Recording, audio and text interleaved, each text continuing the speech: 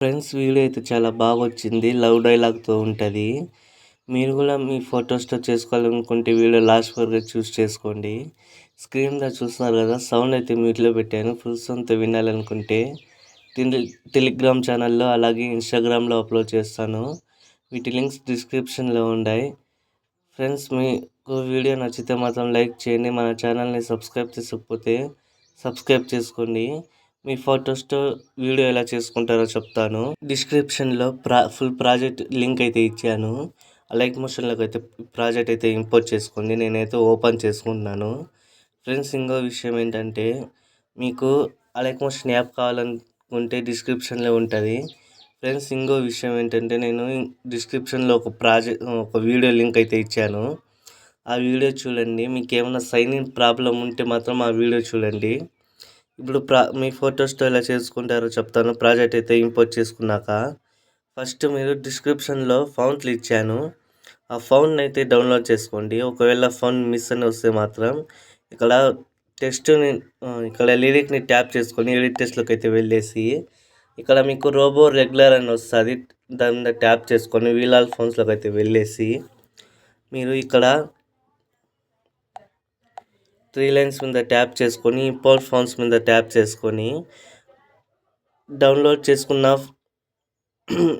చేసుకున్న తర్వాత మీరు సపరేట్గా ఒక ఫోల్డర్ అయితే పెట్టుకోండి. పెట్టుకున్నాక మీరు సపరేట్గా పెట్టుకుని ఉంటారు కదా, దాని మీద లాంగ్ ప్రెస్ పెట్టి ఈ విధంగా సెలెక్ట్ చేసుకుని సెలెక్ట్ మీద ట్యాప్ చేసుకుంటే డైరెక్ట్గా మీకు ఫౌంట్ అనేది డైరెక్ట్గా ఇంపోర్ట్ అయిపోతుంది. రైట్ టిక్ మీద ట్యాప్ చేసుకుని బ్యాక్ వచ్చేసి మీరు డైరెక్ట్గా ఇక్కడ ఫోటోలు అయితే ఇచ్చింటాను. నేను 9 8 ఫోటోలు ఉంటాయి.